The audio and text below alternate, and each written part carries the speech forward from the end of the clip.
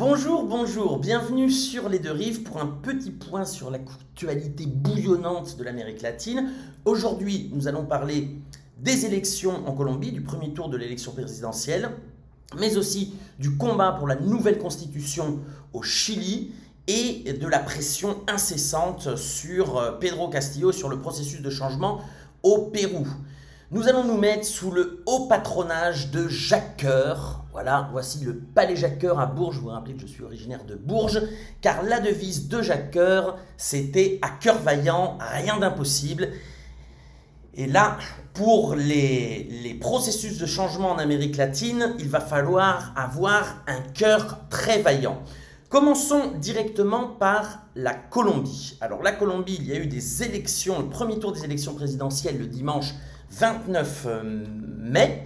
Alors les résultats sont tombés. Le candidat de gauche qui rassemblait la gauche, le centre-gauche, donc Gustavo Petro, est arrivé en tête avec 40,32% des voix, avec 8,5 millions de Colombiens qui ont donc choisi cette option.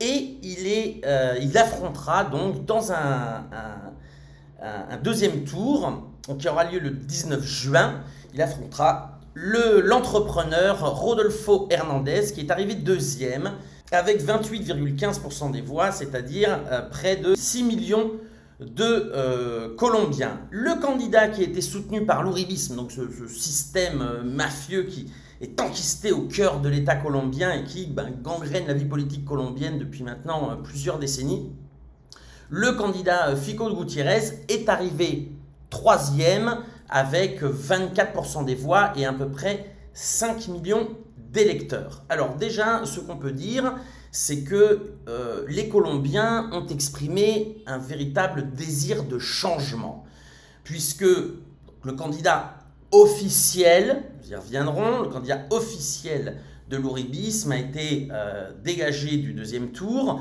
et en apparence, en tout cas, ce sont des candidats anti-système ou anti-establishment qui vont s'affronter donc lors du deuxième tour du 19 juin. Donc anti-système évidemment pour le candidat Gustavo Petro qui prétend ouvertement rompre avec le système politique et économique mis en place en Colombie. Et puis un candidat, donc Rodolfo Hernández, nous y reviendrons par la suite, qui se présente comme un candidat anti-establishment, anti-élite. Donc ça, évidemment, c'est plutôt à la mode et ça marche, puisque donc il est arrivé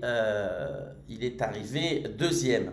Alors, d'abord, je pense qu'il faut dire aussi deux choses. C'est que ce n'est pas vraiment une surprise, puisque Rodolfo Hernández a été dans les sondages très longtemps placé deuxième, derrière Petro et derrière les votes blancs durant les sondages, jusqu'à la réalisation de primaires et donc la victoire interne pour la droite néolibérale colombienne, la victoire de Fico Gutiérrez. Donc, on veut dire que ces primaires ont boosté un peu Fico, l'ont remonté dans les sondages où il caracolait en deuxième position pendant assez longtemps.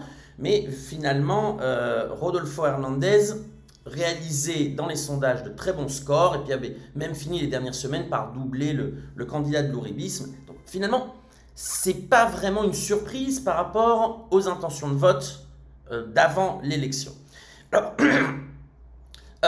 nous avons donc deux candidats. Ah oui, et puis il faut encore, je crois que c'est essentiel, ce qui va nous permettre aussi de lire un peu la confrontation, c'est que les votes Petro et les votes Rodolfo correspondent encore une fois exactement à la carte électorale du référendum qu'il y avait eu pour les accords de paix en Colombie. Donc nous avons tout le nord, l'ouest et le sud de la Colombie qui votent Petro. Ils avaient voté pour le oui à la paix.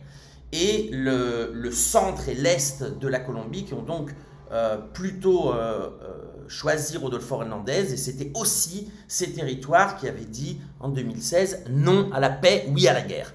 Là, il y a une grosse disparité. je dirais presque historique de la Colombie, et qui se retrouve encore une fois sur cette élection. Alors évidemment, Gustavo Petro, donc c'est le changement formel, systémique, rationnel. Gustavo Petro est un politicien depuis maintenant plus de 30 ans. Il a été sénateur, il a été maire de Bogota. Il est évidemment très connu. Il a été candidat à l'élection présidentielle en 2018, candidat perdant. Il a un programme, il a réussi à unifier différents secteurs de la gauche colombienne, mais pas seulement. Il s'est ouvert aussi sur des secteurs, on va dire, plus libéraux, plus centristes, et il a réussi, on va dire, à tenir l'attelage, et avec un programme, donc réalisable ou pas, ça peu importe, mais en tout cas, au moins il a un plan de gouvernement, il l'a présenté aux Colombiens, et une grande partie des Colombiens ont vu dans ce programme une possible sortie à la crise systémique dans laquelle est la Colombie depuis plusieurs années, depuis au moins 2017, qui s'était manifestée par de très très grandes manifestations en 2019 d'abord, et puis cette révolte de 2021 qui s'était soldée par des morts, des disparus, avec une terrible répression, et Petro a réussi à fédérer ce mécontentement par rapport au système. Alors il fait 8,5 millions de voix. Alors ça c'est intéressant puisque il fait un peu plus de voix qu'il avait réussi à faire au deuxième tour de l'élection de 2018, c'est-à-dire 8 millions de voix en 2018. Alors ça c'est intéressant parce que l'élite politique et médiatique avait immédiatement, après le deuxième tour de l'élection présidentielle de 2018, accusé Petro de s'accaparer ces 8 millions de voix, qu'elle n'était pas à lui, qu'il y avait beaucoup d'anti-ouribisme qui s'était joint à son mouvement. Là, on voit que non seulement il arrive à fédérer les voix qu'il avait recueillies en 2018, et puis même d'en gagner un petit peu plus. Alors ça pose peut-être aussi un problème, nous verrons par la suite, puisque en termes de réserve de voix, pour l'instant, il ne lui reste que l'abstention, puisque tous les candidats qui se sont présentés sont des candidats de l'éventail néolibéral, allant de sociolibéraux à l'ultra-droite néolibérale. Donc, c'est pas dans ses électeurs qu'il va falloir chercher les voix qui lui manquent pour être élu président dans 3 semaines. Voilà. Alors, il y a aussi quelque chose qu'il faut noter par rapport à Rodolfo Hernandez, c'est que par rapport... Alors, il est vrai que Petro représente une rupture formelle par rapport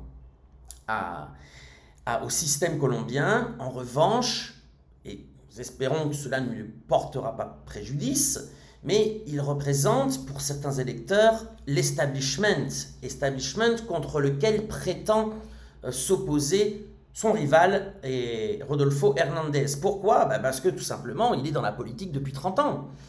Il est dans la politique depuis 30 ans, et puis donc, finalement, pour certains électeurs, il est un politicien de plus, et donc fait partie du problème. Alors ça, il aurait eu au deuxième tour quelqu'un comme Fico Gutiérrez, candidat de l'ouribisme, ça n'aurait absolument pas posé de problème. Là, ça va poser quelques problèmes. Pourquoi ? Eh bien parce que son rival, donc Rodolfo Hernandez, c'est un cas d'école, qui ne déplairait pas, enfin certainement pas au conseiller occulte Duran Barba, qui a conseillé plusieurs partis de droite en Amérique latine. Je vous renvoie sur Duran Barba à ses livres qu'il faut absolument lire. Et puis un très bon article de mon ami Christophe Ventura de Le Monde diplomatique qui explique un peu cette vision de la politique et pourquoi cette vision a pu faire élire plusieurs présidents en Amérique latine, présidents de droite. Alors, Duran Barba ne conseille pas Rodolfo Hernandez, en tout cas j'en ai pas connaissance. Néanmoins, on a, comme je dirais, un cas d'école. Pourquoi? Alors, Rodolfo Hernandez est un entrepreneur de la construction, millionnaire. Il a été maire de la ville de Bucaramanga, qui est la 5e ville de Colombie. Alors, à côté de ça, donc son fils est accusé de corruption. Il y a certains pans qui sont pas très nets, on va dire, pour quelqu'un qui se présente évidemment comme le candidat anti-establishment et surtout anti-corruption. C'est la base de sa campagne. Alors, à côté de ça, il est misogyne au possible, plusieurs déclarations, admirateur d'Adolf Hitler. Encore une fois, une autre déclaration, il a été connu pour avoir frappé un conseiller municipal qui lui rappelait d'ailleurs que son fils était accusé de corruption. Alors, malgré cela, il a fait campagne donc, contre les politiciens, contre la classe politique, tous pareils, et contre la corruption. Alors, il a utilisé certains recours, je dirais, plus émotionnel que rationnel, mais bon, c'est valide. C'est pour ça ce en quoi je me référais à Duran Barba, parce que Duran Barba ne cesse de répéter que la motivation des électeurs, en tout cas de la grande majorité des électeurs, n'est pas rationnelle, et que les gens ne rêvent pas d'articles de loi quand ils se couchent, qu'ils sont mués par des sentiments, des émotions, comme la crainte, la peur, le ressentiment, des aspirations personnelles, et donc vote en fonction de ça. Et là, je pense que là-dessus, Rodolfo Hernandez a réellement fait le plein de ses voix. D'une part, donc c'est l'entrepreneur de province qui va aller dire à ces messieurs dames de Bogota ce qu'il pense et ce qu'il est de la vie du pays réel. Donc là, on est dans des votes un peu de ressentiment hein, des régions. Alors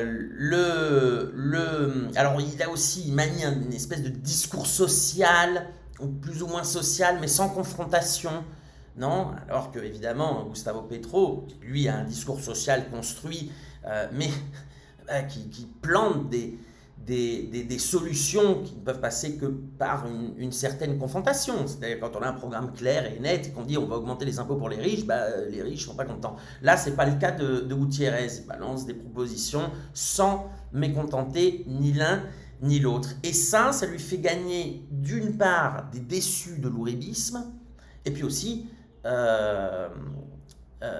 des voix... alors des déçus de l'ouribisme, mais aussi de l'anticommunisme, enfin des voix anticommunistes, Dieu sait qu'elles sont nombreuses en Colombie, et puis certaines voix du petit peuple qui ne voit pas en Petro et dans sa proposition un des leurs, et qui préfèrent se reporter sur Rodolfo Hernandez. Grosso modo, c'est le slogan « Ni con el paraco, ni con el guerriero, voy con el ingeniero ». Je ne suis pas avec le paramilitaire, donc référence au candidat d'Uribe, puisque Uribe est mêlé avec les paramilitaires depuis plusieurs années. Je ne suis pas avec le guerriero, je suis avec l'ingénieur.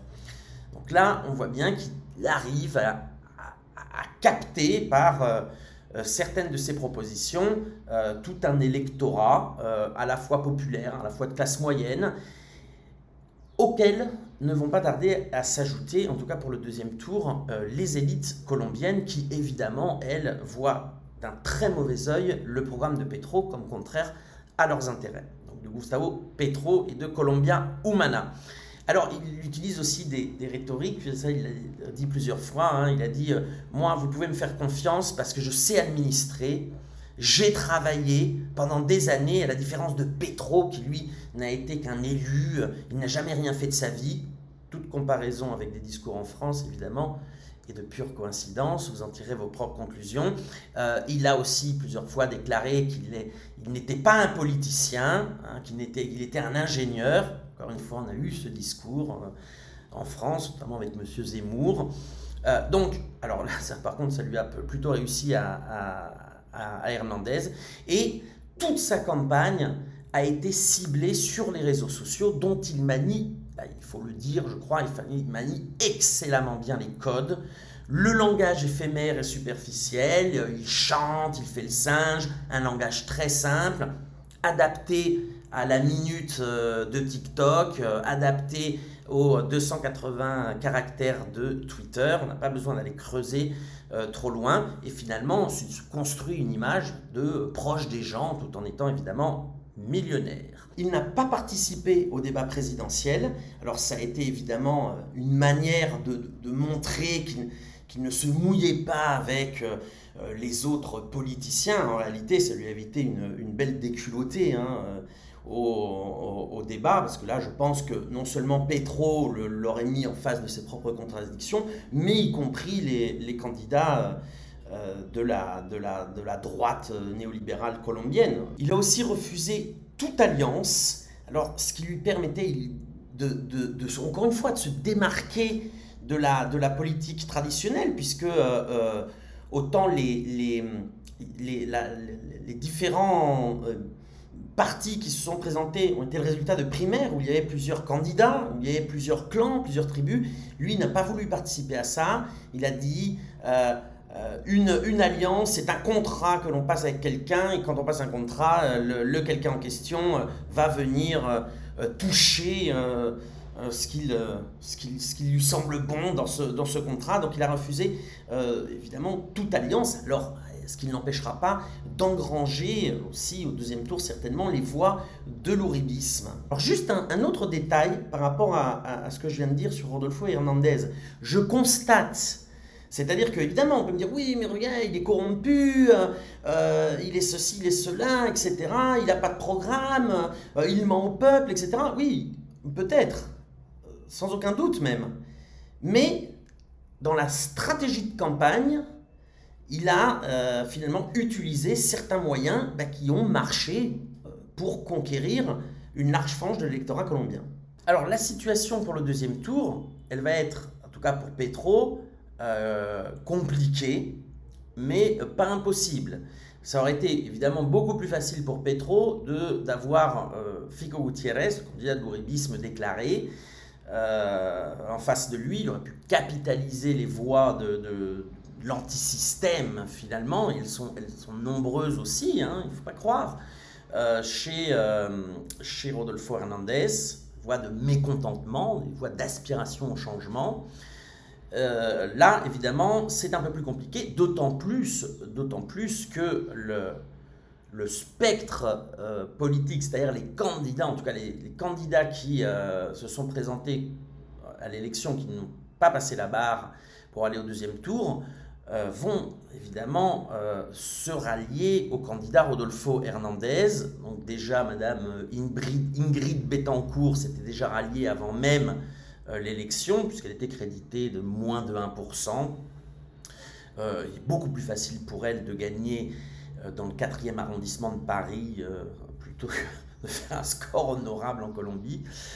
Mais évidemment, le candidat Fico Gutiérrez a déjà appelé à voter pour Rodolfo Hernández, donc contre le communisme, contre le chavisme, contre finalement certaines craintes qui sont manipulées en Colombie et utilisées par le système politique et médiatique. Donc c'est vrai que si vous additionnez, alors ça ne marche pas comme ça la politique, mais si vous additionnez le nombre de voix qui n'ont pas voté Gustavo Petro, vous avez, juste en additionnant celle de Fico Gutiérrez, celle de Rodolfo Hernández, vous arrivez à 52% du spectre électoral colombien. Donc Gustavo Petro va devoir aller motiver les abstentionnistes, puisqu'il y a un taux d'abstention en Colombie gigantesque, et donc aller chercher les voix qui ne se sont pas déplacées, et pas pour gagner par 50% plus une voix, comme dans tous les pays du monde, puisque en Colombie, il y a un système de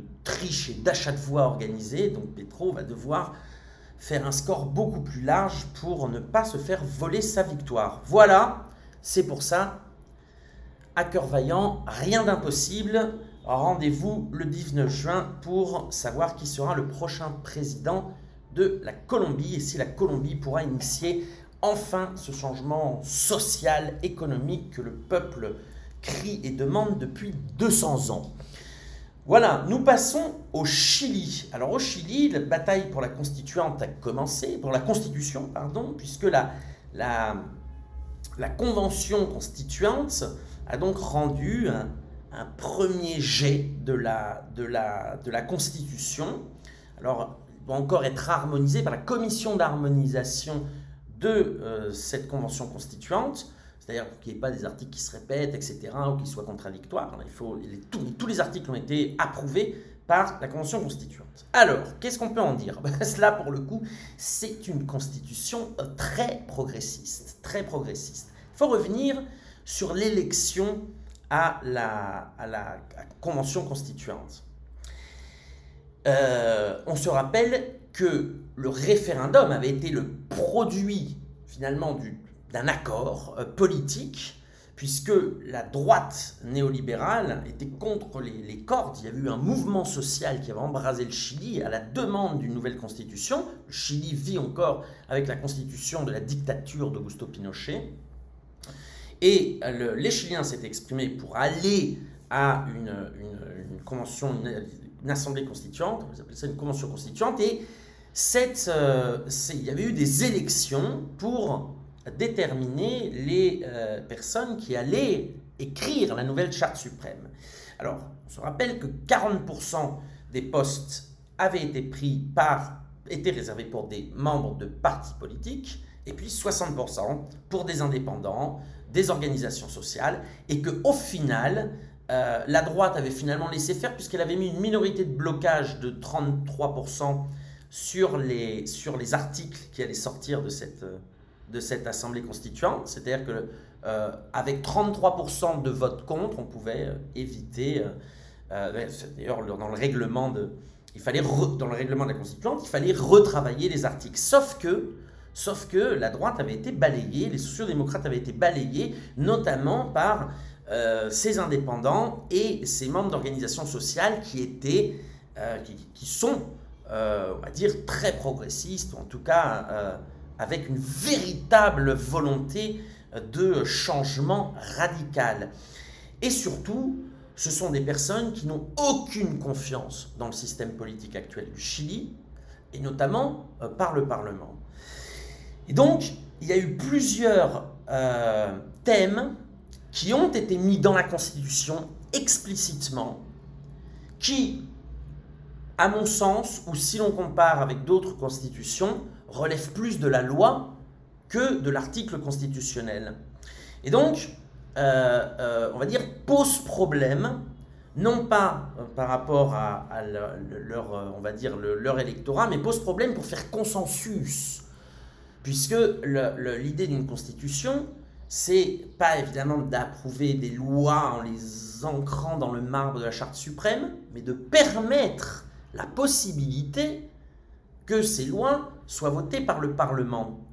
Et de faire consensus, c'est-à-dire que la bataille se transfère par la suite au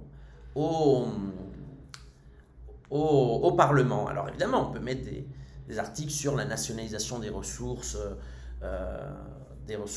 naturelles, etc. Et là, cette constitution ne semble pas faire consensus.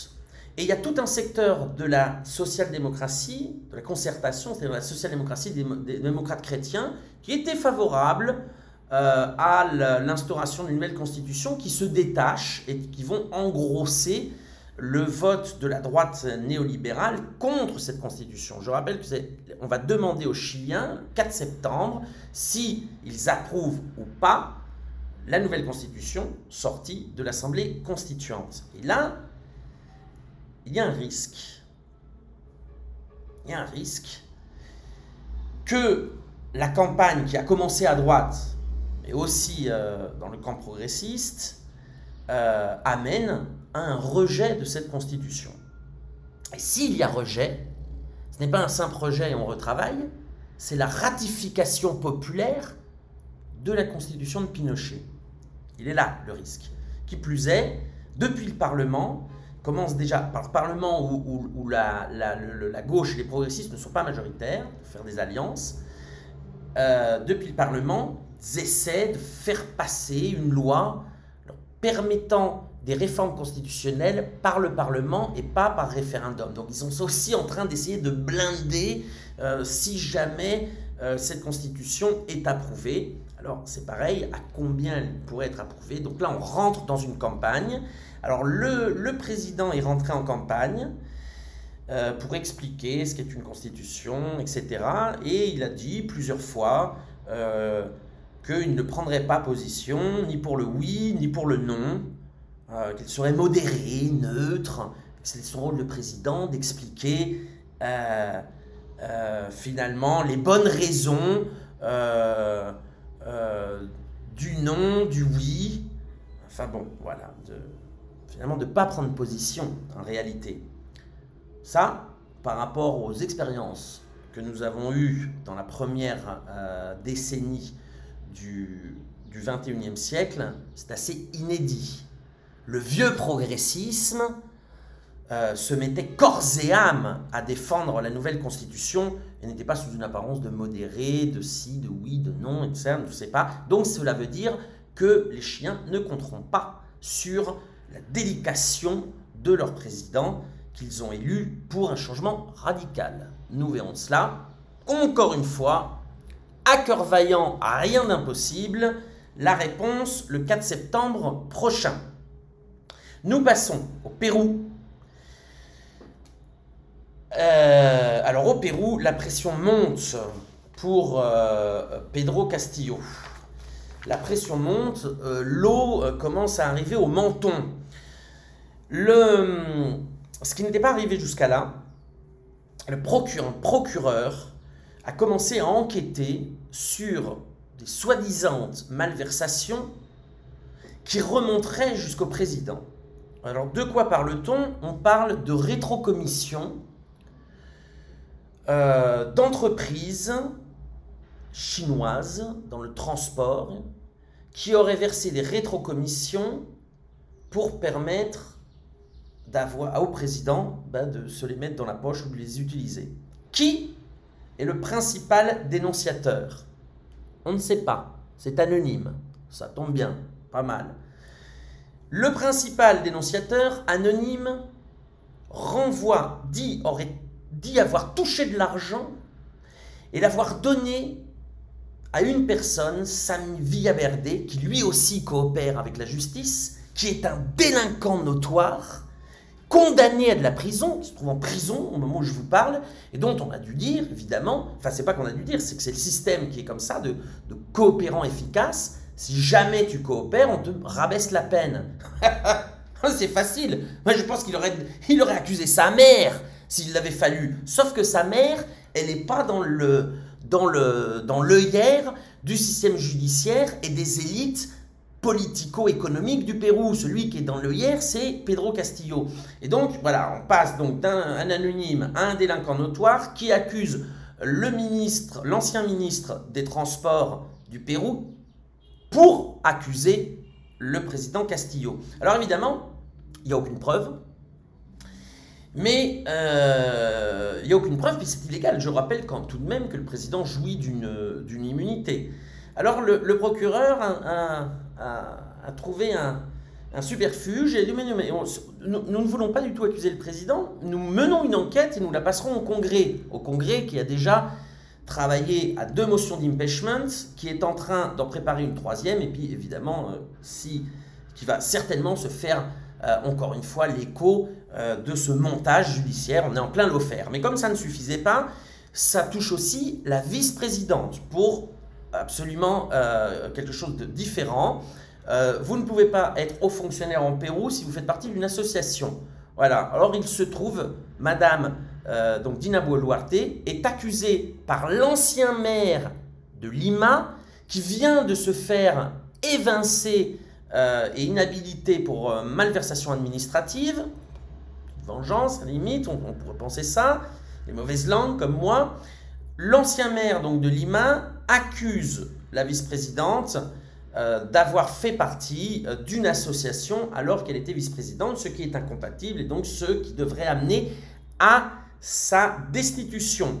Donc contre Castillo et contre Dina Boluarte, président, vice-président.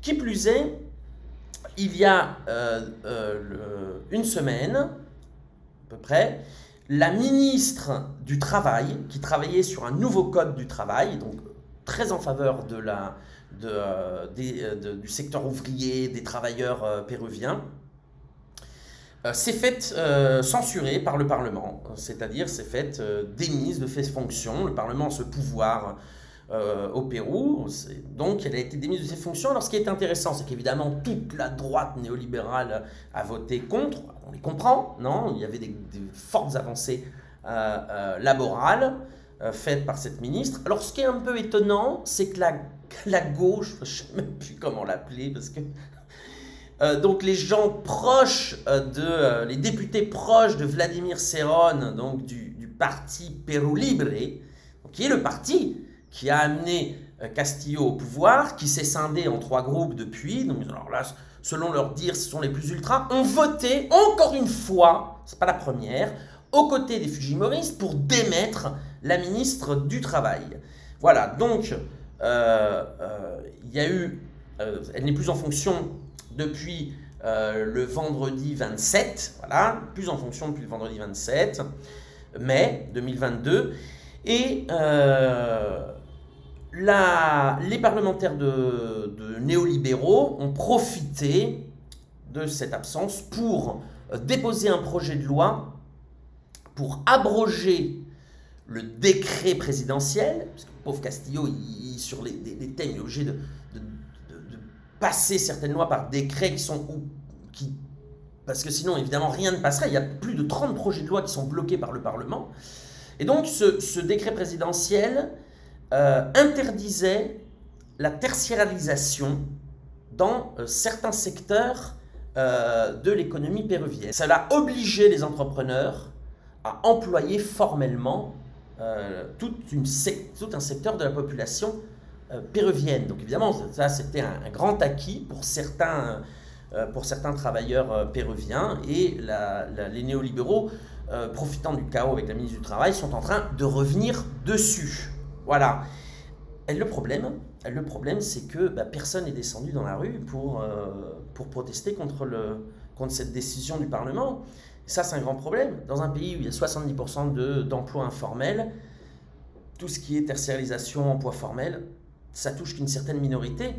Et le problème, c'est quand vous avez des syndicats ou des organisations sociales qui pouvaient être traditionnelles, mais qui finalement ne représentent plus grand monde, et en tout cas n'ont pas de capacité de convoquer le peuple, et que vous avez, là, je crois qu'il faut le dire aussi, un pouvoir politique qui ne veut pas voir la possibilité de construire de nouveaux corps intermédiaires alternatifs à des corps intermédiaires du système passé, eh ben, ça donne que pas grand monde se mobilise, alors que ça devrait évidemment pousser les foules à prendre le Parlement, enfin en tout cas à se regrouper pour montrer la désapprobation par rapport aux lois antisociales faites par le Parlement. Donc là, on est dans une situation où, moi qui suis quand même assez optimiste, il va falloir, en tout cas au Pérou, reprendre l'initiative rapidement, parce qu'il y a un véritable risque que le président soit démis, mais pas seulement le président, que tout ce gouvernement, de manière illégitime et antidémocratique, soit démis. Donc encore une fois, à cœur vaillant, rien d'impossible. Je finirai là-dessus, pour ne pas être trop long. Je vous rappelle que les deux rives ne reçoivent de financement d'aucun milliardaire, ni d'aucun État, et certainement pas du Parlement péruvien. Donc, nous faisons appel à vos contributions. Vous pouvez aller sur le site www.lesdeuxrives.info. Donc, cliquez sur « Soutenez-nous », voilà, et vous faites une contribution dans la mesure de vos moyens. Je vous remercie et à très bientôt pour une nouvelle vidéo.